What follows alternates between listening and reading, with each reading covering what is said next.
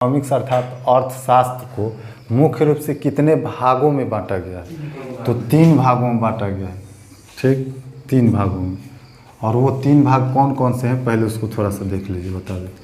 पहला जो होता है स्वभाव के आधार पर बांटा गया। किसके आधार पर? स्वभाव, जिसको नेचर बोलते हैं। ठीक।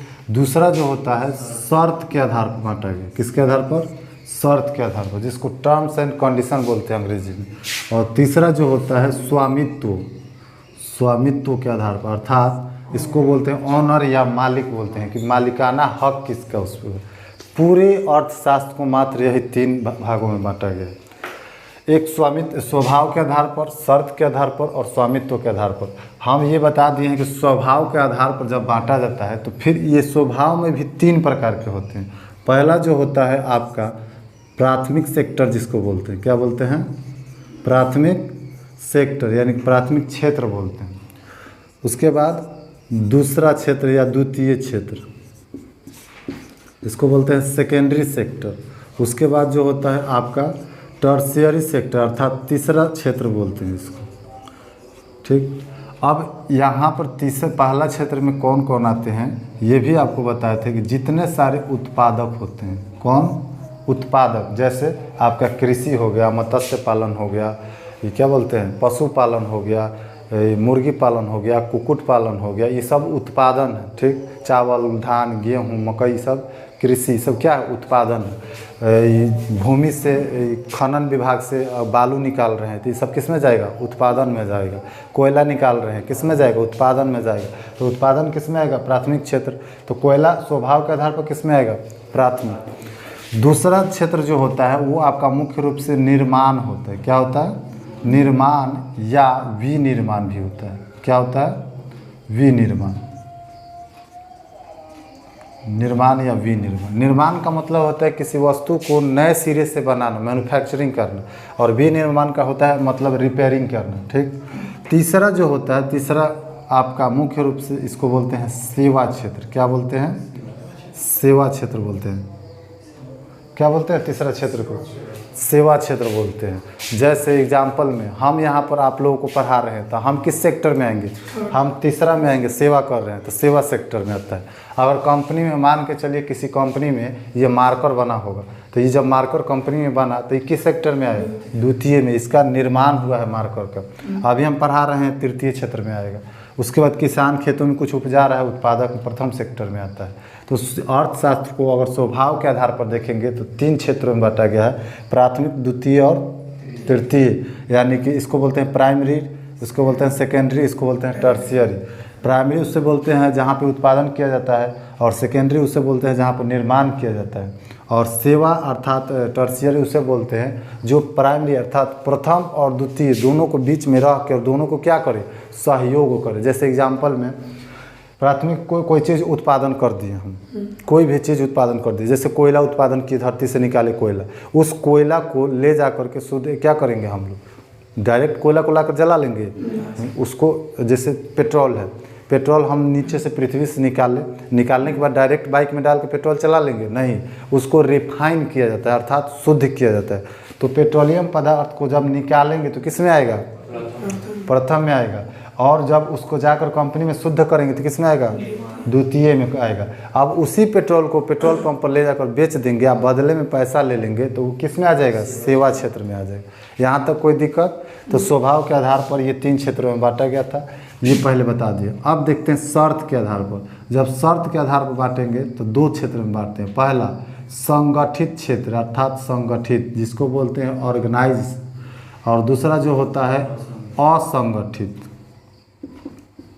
असंगठित इनको बोलते हैं इनऑर्गेनाइज। जैसे प्राथमिक क्षेत्र में जैसे कोई किसान खेती कर रहा है तो वो किस में आएगा? संगठित में आएगा कि असंगठित में आएगा? असंगठित में आएगा, क्योंकि उसका कोई कैलेंडर ही जारी नहीं रहता, कोई टाइमिंग फिक्स नहीं रहता है। अभी 1 घंटा में मन किया तो खेत पटाएंगे, या नहीं मन किया तो 1 घंटा बाद पटाएंगे, क्या कोई ज़रूरी नहीं है। लेकिन अगर मान के चलिए कि हम यहाँ पर पढ़ा रहे हैं तो ये हमारा कोचिंग जो है संगठित है असंगठित? असंगठित है।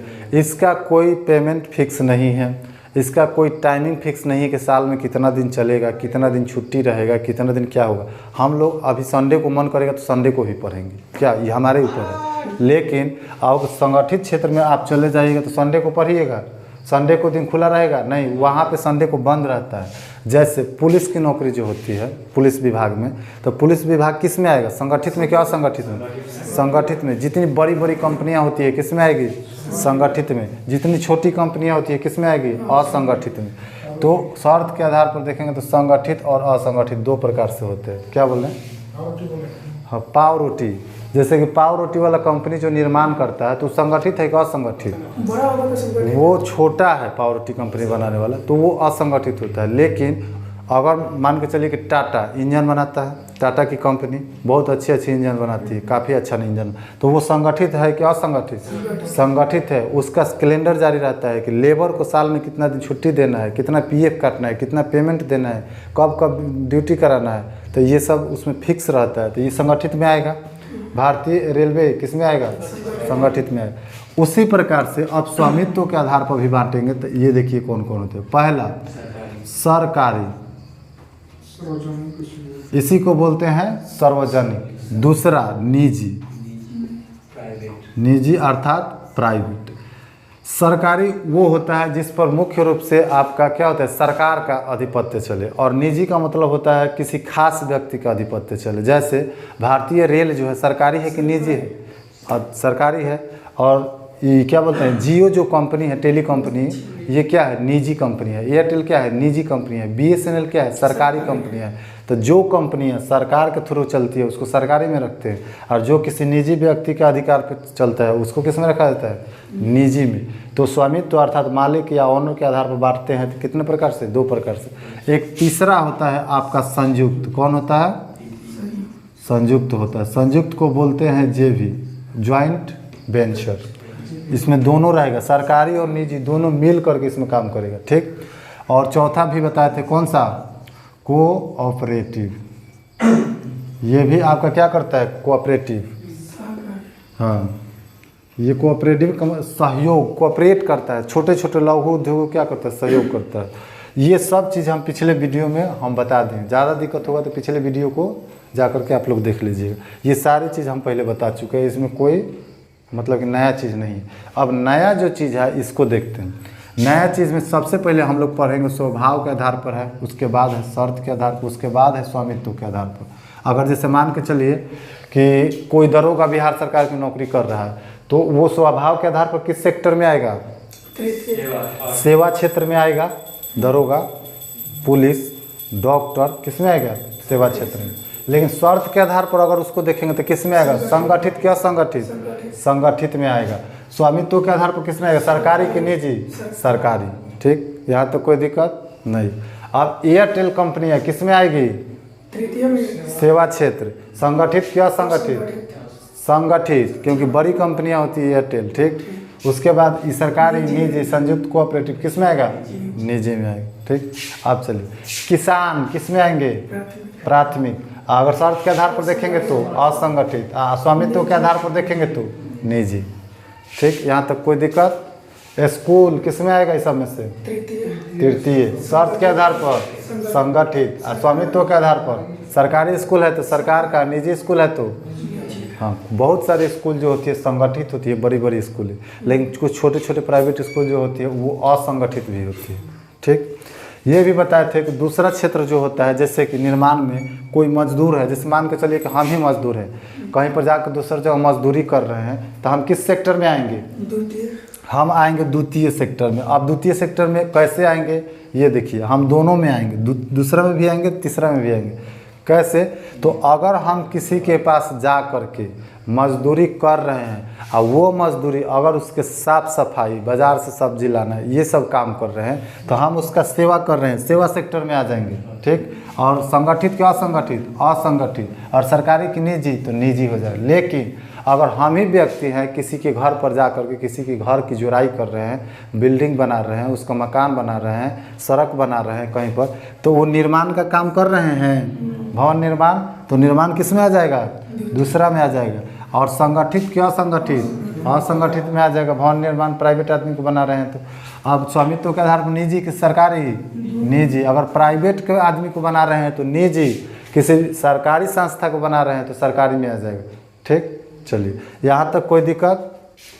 यहाँ तक सब पहले बता दिए थे। अब चलते हैं स्वामित्व के आधार पर। जब हम लोग बांटे हैं 3 सेक्टर में, तो प्राथमिक सेक्टर जो होता है उसके बारे में जानते हैं। प्राथमिक सेक्टर में मुख्य रूप से किसको रखा गया है? उत्पादन को। किसको रखा गया है? उत्पादन को। तो उत्पादन क्या होता है इसको पहले समझते हैं। ठीक, देखिए सबसे पहले उत्पादन को देखिए। उत्पादन को अंग्रेजी में क्या कहते हैं?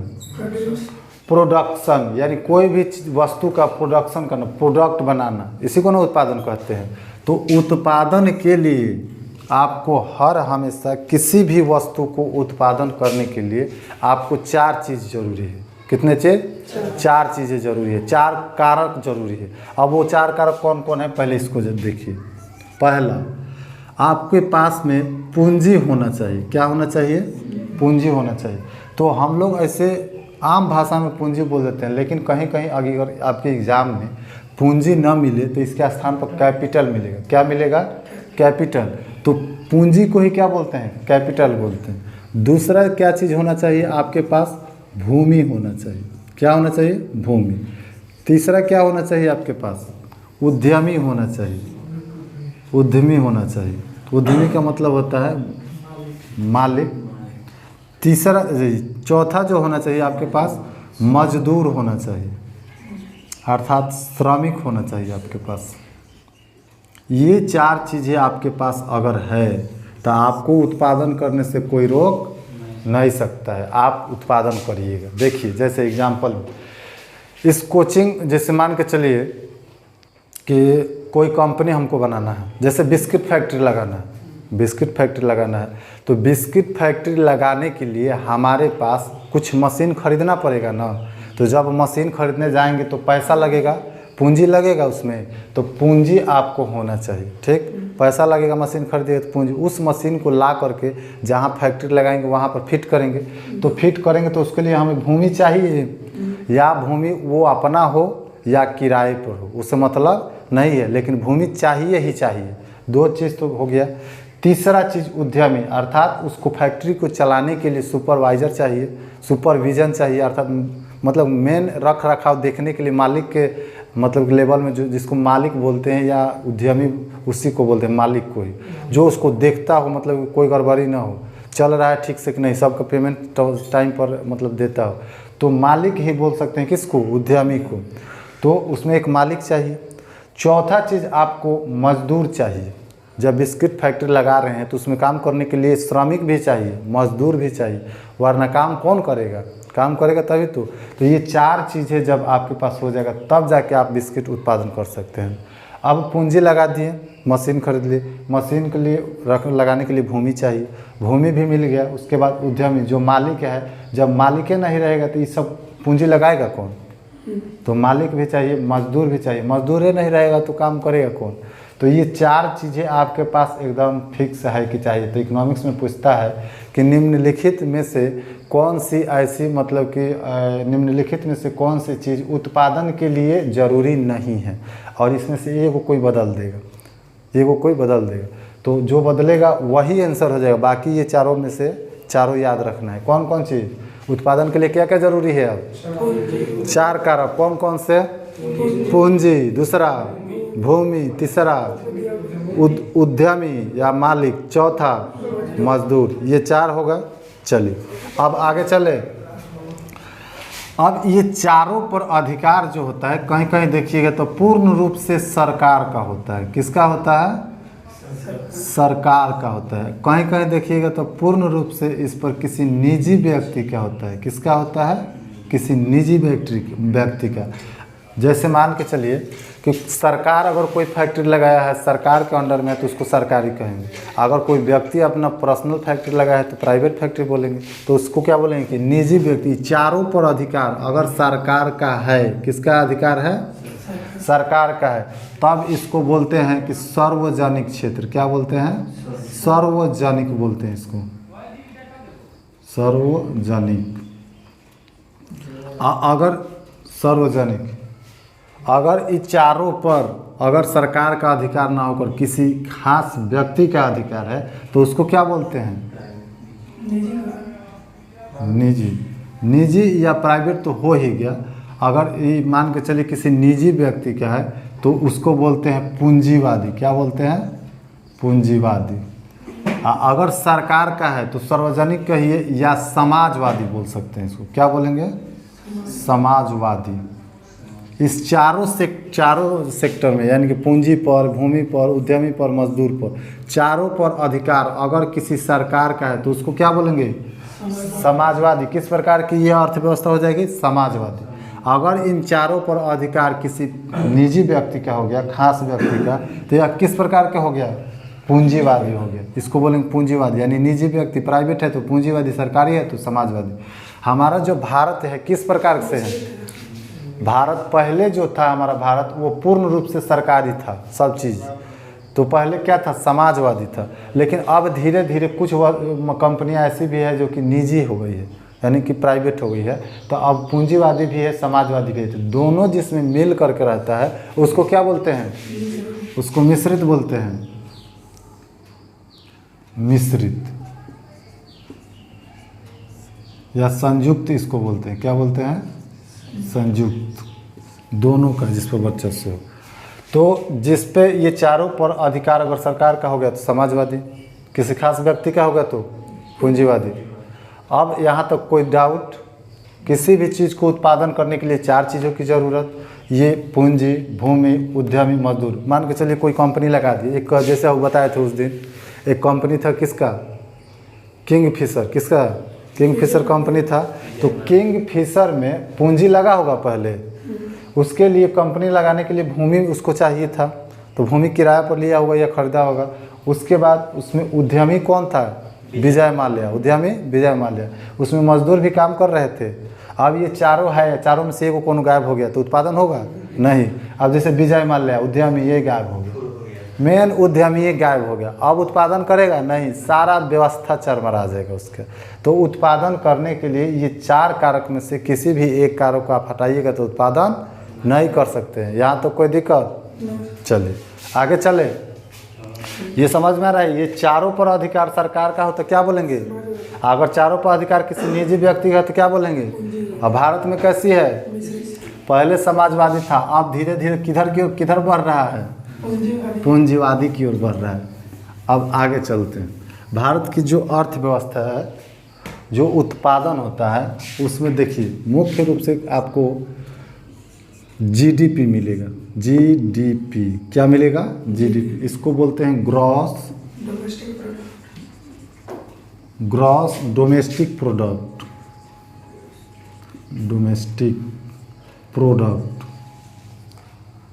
प्रोडक्ट इसको हिंदी में क्या बोलते हैं?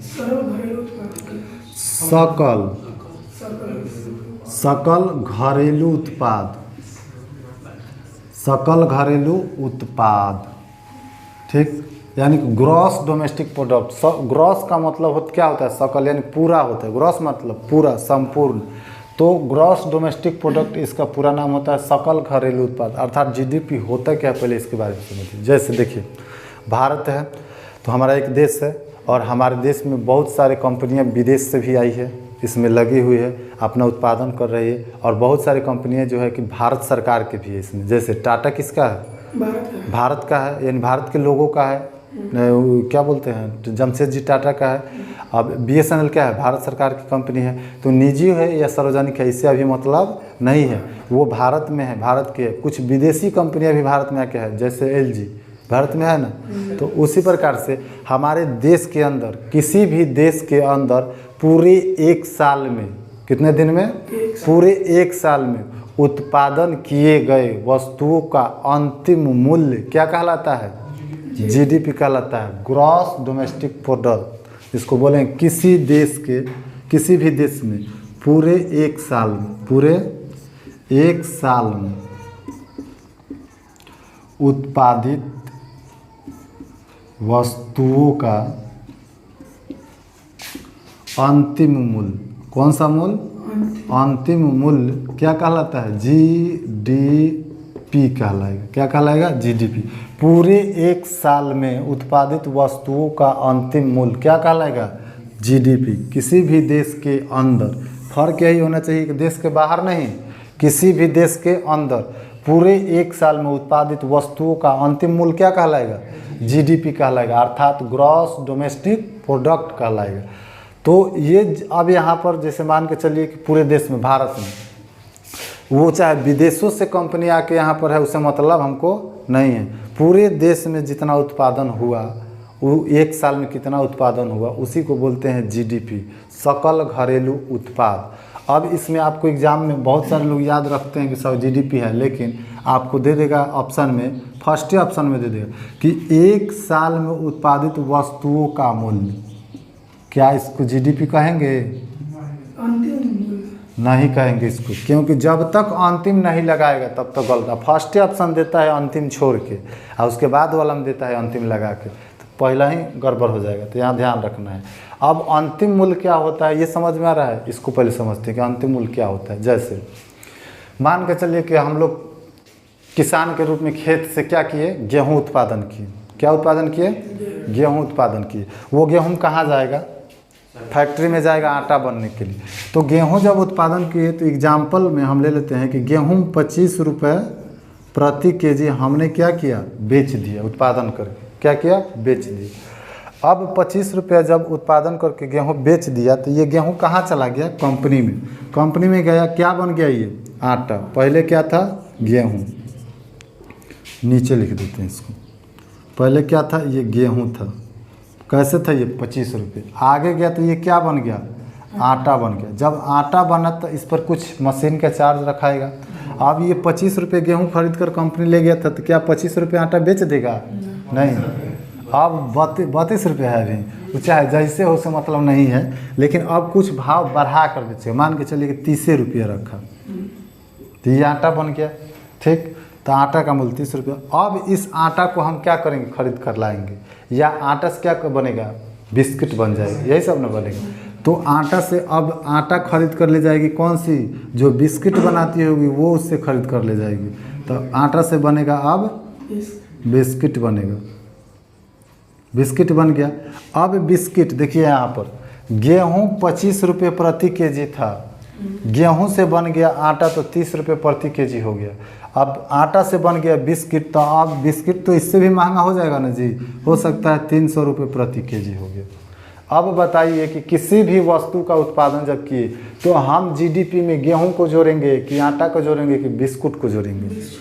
बिस्कुट को जोड़ेंगे। बिस्किट अर्थात पूरे एक साल में हमारे देश में कितना बिस्किट उत्पादन हुआ, इसको जीडीपी में जोड़ेंगे, न कि हम गेहूं को जोड़ेंगे, क्योंकि गेहूं हमारा अंतिम उत्पादन नहीं है। क्योंकि जहाँ यहाँ 25 जोड़ देंगे तो फिर आटा बनाएगा तो इसका कॉस्टो बढ़ रहा है, वो कहाँ जोड़ेंगे? हाँ, अगर बिस्किट नहीं बनाया, केवल आटा बेच दिया, तो हम रोटी बना के खा जा रहे हैं, तो वहाँ पे जीडीपी में कौन सा जुटेगा? आटा जुटता है।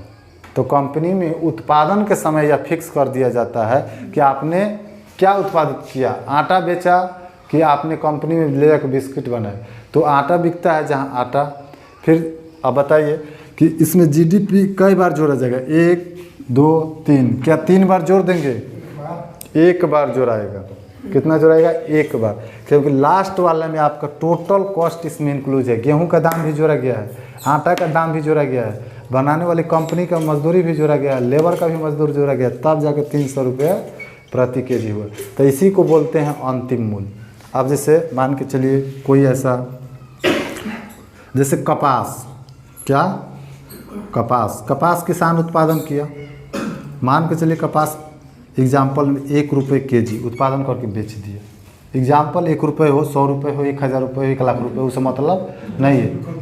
हाँ, 10 रुपये कर देना है, 10 रुपये है या 100 रुपये केजी कर देना है। कपास हो गया 100 रुपये केजी किसान उत्पादन किए कपास। अब इसको कपास को बेच दिया किसी कंपनी से। अब कंपनी ले गया, कपास से क्या बना दिया? अब ये धागा बना दिया। क्या बना दिया? धागा। अब धागा, ये कपास 100 रुपये केजी था। अब ये धागा जब बना दिया तो धागा अब कैसे? रील से बेचेगा, मीटर से बेचेगा, जैसे ही बेचेगा। तो 1 केजी कपास जो था, 1 केजी कपास का दाम 100 रुपये था, तो 1 केजी में जितना धागा बनाएगा ना, उस सब का दाम कर देगा वो 200 रुपये या 250 रुपये या 150 रुपये। यानी कि जब रखेगा तब कपास जितना में खरीद कर लाए उससे ज़्यादा रखेगा। अब ये धागा से क्या बनेगा? अंत में जाकर के कपड़ा बनेगा, कपड़ा। अब कपड़ा जो होगा आपका 2000 रुपये मीटर कर देगा। कैसे कर देगा? 2000 रुपये मीटर, 200 रुपये नहीं, 2000 रुपये। चलिए, तो 2000 रुपये मीटर कर दिए। तो आप बताइए कि ये कपास का अंतिम मूल्य हुआ कि धागा वाला अंतिम मूल्य हुआ कि कपड़ा वाला अंतिम मूल्य हुआ? कपड़ा वाला अंतिम मूल्य हुआ। तो हमारे जीडीपी में ये कपास का जोड़ा जाएगा कि धागा का जोड़ा जाएगा कि ये कपड़ा का जोड़ा जाएगा? कपड़ा का जोड़ा जाता है। तो पूरे देश में एक साल में उत्पादित वस्तुओं का अंतिम मूल्य क्या कहलाता है? जीडीपी कहलाता है। जीडीपी में कोई दिक्कत नहीं, ये पूरे देश में हो। जैसे मान के चलिए कि ये पूरा हमारा देश है भारत। हमारे भारत में किसान कितना उत्पादन किया वो जीडीपी में जुड़ाएगा। कंपनी कितना उत्पादन किया वो जीडीपी में जुड़ाएगा। वो कंपनी सऊदी अरब की है कि पाकिस्तान की है कि अफगानिस्तान की है कि किर्गिस्तान की है, उससे मतलब नहीं है। हमारे देश में तू लगाया है, उत्पादन किया है, तो तुमको हम अपने जीडीपी में जोड़ेंगे। यहाँ तक समझ में आ गया ना? पूरे देश के बाउंड्री में, सरहद में, पूरे भारत के मैप के अंदर, चाहे ये नीचे श्रीलंका है, ये इधर गुजरात, ठीक, इधर से गड़बड़ हो गया, यहाँ थोड़ा सा ऐसे हो गया, ठीक। तो ये पूरे भारत में, किसमें? भारत में। भारत के अंदर चाहे वो विदेशी कंपनियां उत्पादन करे या भारतीय कंपनियां उत्पादन करे, उससे मतलब नहीं है। ये पूरे हमारे सरहद के अंदर जितनी सारी वस्तुओं का उत्पादन पूरे एक साल में होता है, उसी को क्या बोलते हैं? जीडीपी बोलते हैं। जीडीपी समझ में आया? चलिए, अब आपको इससे थोड़ा सा जैसे आगे बढ़िएगा तो जीडीपी के बाद आपको मिलेगा एक जीएनपी मिलेगा। क्या मिलेगा? जीएनपी मिलता है। ये था आपका जीडीपी।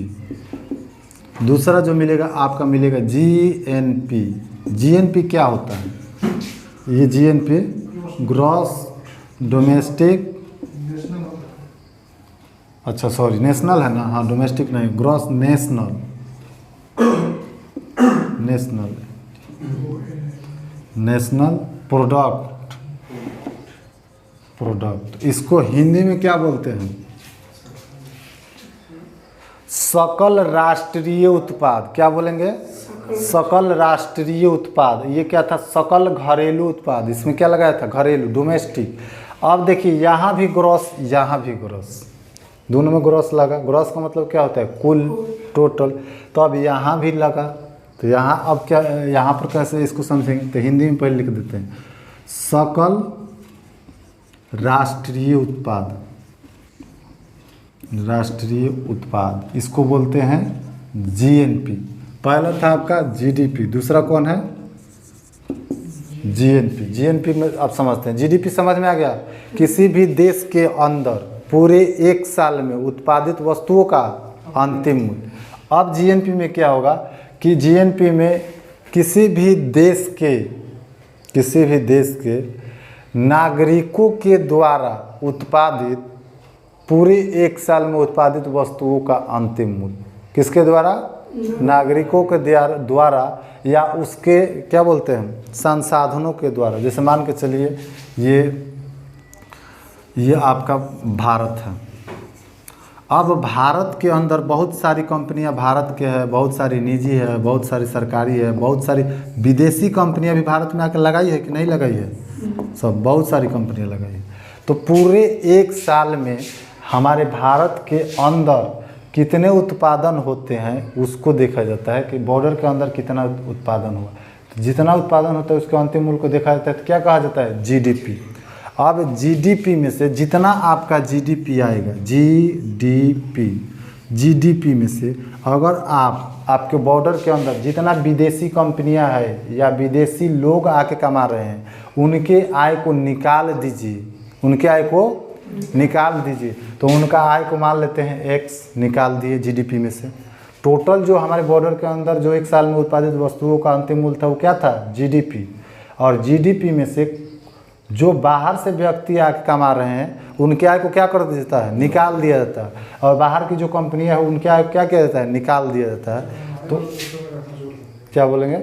हाँ, इसको निकाल दिए, तो ये निकाल दिए। और हमारे भारत के लोग भी तो बाहर में जाकर रहते हैं, जैसे सऊदी अरब, इंग्लैंड, ऑस्ट्रेलिया, बाहर भी तो जा कर के कमाते हैं। तो वहाँ पर जैसे मान के चलिए कोई व्यक्ति जाकर कमा रहा है, तो भारत के लोग जो बाहर में जाकर कमाते हैं तो वहाँ पर वो कितना कमाए हैं सब लोग मिल कर के पूरे एक साल में, वो उसको क्या करते हैं ला कर के इसमें जोड़ देते हैं, तब जाकर ये क्या बन जाता है हमारा, ये हमारा क्या बन गया यार, ये बन गया हमारा जीएनपी बन गया। क्या बन गया, जीएनपी अर्थात ग्रोस नेशनल प्रोडक्ट, यानी भारत के अंदर जितने बाउंड्री के अंदर उत्पादित होगा हमारी सीमा के अंदर उसको क्या बोलेंगे, जीडीपी। उस जीडीपी में से किसको घटाएंगे, विदेशी व्यक्तियों के द्वारा या विदेशी कंपनियों के द्वारा कमाए गए या उत्पादित की गई वस्तुओं को क्या करेंगे, निकाल देंगे। तो हमारा ये निकालने के लिए -x कर दिए, जितना देश में आया है बाहर विदेश उस सबको निकाल दिए। उसके बाद हमारे भारत के लोग विदेश में जहाँ जहाँ जाकर कमा रहे हैं उस सब को उठा कर लाएंगे और इसमें क्या करेंगे, जोड़ देंगे, तब जाकर हमारा क्या निकला, ये जीएनपी। इसी को बोलते हैं ग्रॉस नेशनल प्रोडक्ट, सकल राष्ट्रीय उत्पाद। क्या बोलते हैं, सकल राष्ट्रीय उत्पाद। समझ में आ रहा है। आप जैसे एग्जाम्पल में यहाँ पर समझिए, थोड़ा सा इसको उदाहरण देके आपको बता रहे हैं। अब उदाहरण में जैसे एग्जाम्पल में यहाँ पर दे रहे हैं, एक भारत में कंपनी है जिसका नाम है जियो। क्या नाम है, जियो। एक है BSNL, ठीक। एक है LG। LG कहाँ की कंपनी है, एक है सैमसंग। सैमसंग कहाँ का है, हाँ सैमसंग।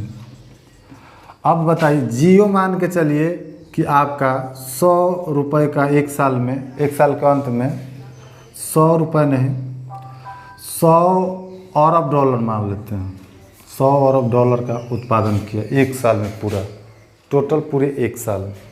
BSNL 50 अरब डॉलर मान लेते हैं, ठीक। LG 20 अरब डॉलर मान लिए, सैमसंग 10 अरब डॉलर।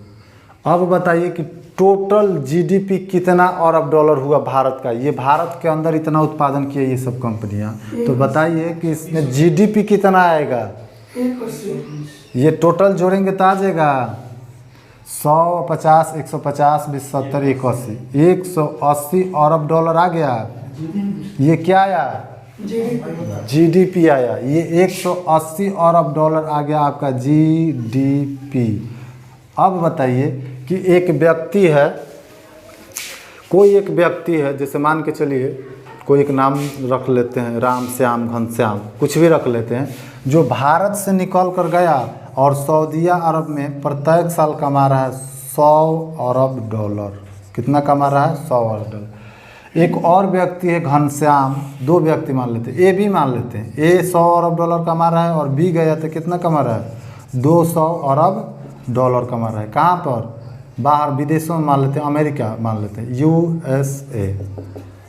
ये आपका अमेरिका हो गया। अमेरिका में हमारे 2 भारतीय जाकर कमा रहे हैं, एक आदमी 100 अरब डॉलर, एक आदमी 200 अरब डॉलर। अब जब आपसे पूछा जाएगा इसमें कि आप बताइए कि टोटल आपका जीडीपी कितना हुआ, तब कितना बताइएगा, जीडीपी यही रहेगा, इसमें कोई डाउट नहीं। बहुत बढ़िया। जीडीपी हमारे भारत से जितना भी लोग बाहर जाकर कमा रहे हैं उससे मतलब नहीं है, हमारे देश के अंदर कितना उत्पादन हो रहा है उसी से मतलब है। तो देश के अंदर है ना उत्पादन हुआ 180 अरब डॉलर, यहाँ तक कोई दिक्कत। अब जब पूछेगा कि ये बताइए आप कि इतने लोग बाहर जाकर कमा रहे हैं, तो आप इसमें जीएनपी बताइए, जीएनपी कितना आएगा इसमें, जियो 100, BSNL 50, LG 20। तो क्या जीएनपी में LG को जोड़ेंगे, नहीं। क्यों नहीं जोड़ेंगे, जीएनपी हमें देखिए जीडीपी में से ये बाहर जो बाहर की कंपनियां या मजदूर है उसकी आय को निकाल देते हैं। तो LG हमारी बाहरी कंपनी है तो इसको निकाल कर फेंक देंगे, 20 इसमें नहीं आएगा। सैमसंग कहाँ की कंपनी है, विदेशी है, निकाल कर फेंक देंगे, ये इसमें नहीं आएगा। तो 20 या 10 30 को निकाल कर फेंक देंगे, कितना बच गया है, 150। तो कितना बोलेंगे अभी जीडीपी को, जीएनपी कितना बताएंगे यहाँ पर, यहाँ पर हमारा कितना आया जीएनपी, यहाँ तो आ गया 150, 150 देश के अंदर। देखिए जीडीपी टोटल कितना था, 180 था, तो जीडीपी लिख दिए 180 माइनस विदेशी जो आके कमा रहे हैं उसको घटा देंगे। तो विदेशों से कौन कौन आकर यहाँ पर कमा रहा है, 20 या 10 30, तो यहाँ से 30 को क्या करेंगे, घटा देंगे। अब प्लस में वाई जो है जो हमारे देश के लोग बाहर जाकर कमा रहे हैं, तो 2 आदमी बाहर गया है, $100 200, तो 200 100 कितना 300 ले जाके वाई के जगह पर जोड़ देंगे यहाँ पर, तो 300 जब इसमें जोड़ देंगे तब हमारा ये शुद्ध GNP आएगा। GNP कितना आएगा, ये घटा दीजिए, 3 1 4, 480 में से 30 घटा देंगे, 450 अरब डॉलर आ गया। यहाँ तो कोई दिक्कत। GNP अब निकाल लीजिएगा। GDP जो होता है, इसको समझ में आया, ग्रॉस डोमेस्टिक प्रोडक्ट, अर्थात देश के अंदर पूरे एक साल में जितना उत्पादन किया गया उसका अंतिम मूल्य क्या कहला गया, GDP। और उसी GDP में से जो विदेशी मजदूर या कंपनी है उसको क्या करेंगे, निकाल के फेंक देंगे उसकी आय को, और बाहर में जितने हमारे लोग कमा रहे हैं उसको लाकर जोड़ देंगे, तो क्या आ जाएगा, ये GNP आ जाएगा। यानी कि इसको बोलते हैं ग्रॉस नेशनल प्रोडक्ट, सकल राष्ट्रीय उत्पाद। यहाँ तक कोई दिक्कत, आप समझ में आ जाएगा, कोई दिक्कत? कुछ पूछना है इसमें कुछ पूछना है, समझ में आया? चलिए, तो समझ में आ गया, तो आज इतना ही रहने देते हैं, बाकी कल अगर नोट करना है तो इसको नोट कर, जहाँ जो लिखना है लिख लीजिए, नहीं तो ज़्यादा दिक्कत होगा तो वीडियो अपलोड होइबे करेगा, उसको घर पर देखिए। घर पर जा कर के क्या करना है, जैसे वीडियो अपलोड होगा कॉपी खोल लेना है, कलम ले लेना है, अब वीडियो जैसे चालू करना है तो वीडियो चालू करके कॉपी या कलम लेके बैठना है। ऐसे नहीं कथा कहानी सुन रहे हैं मोबाइल स्टार्ट करके, वैसे नहीं पढ़ना है। अपना टेबल कुर्सी लेकर बैठ जाइए, कॉपी खोल लीजिए और कलम ले लीजिए। जैसे वीडियो स्टार्ट करते हैं, जहाँ से स्टार्ट होता है उसको पहले टॉपिक वाइज समझिए। जैसे कुछ समझ में आ गया, आधा समझ में आ गया, वीडियो को वहीं स्टॉप कीजिए, उसको अपने पेन से कॉपी में नोट कीजिए जो जो चीज़ समझे, फिर उसके बाद वीडियो को स्टार्ट कीजिए, फिर समझिए, फिर जो समझ में आया अपने मन से कॉपी में नोट्स बनाइए। उससे क्या डायरेक्ट आपके माइंड में जाएगा। कॉपी में तो लिख ही रहे हैं, उससे डायरेक्ट आपके माइंड में जा रहा है। कॉपी कहीं रहे उससे मतलब नहीं है, फाट जाए, फेंका जाए, पुरान हो जाए, उससे मतलब नहीं है हमको। माइंड में डायरेक्ट जाएगा आपको। काम एग्जाम में कौन आएगा, कॉपी की माइंड, हमेशा माइंड काम आएगा। कॉपी कभी हम यहाँ पर छपवा देंगे और कहेंगे जाकर घर से रट के आइएगा, कहीं काम में आएगा, वो नहीं आएगा। जो डायरेक्ट आपके दिमाग में भर रहा है वही आपके एग्जाम में काम आएगा, कॉपी वाला कहीं काम नहीं आएगा। तो आते हैं हम लोग कल, कोई दिक्कत?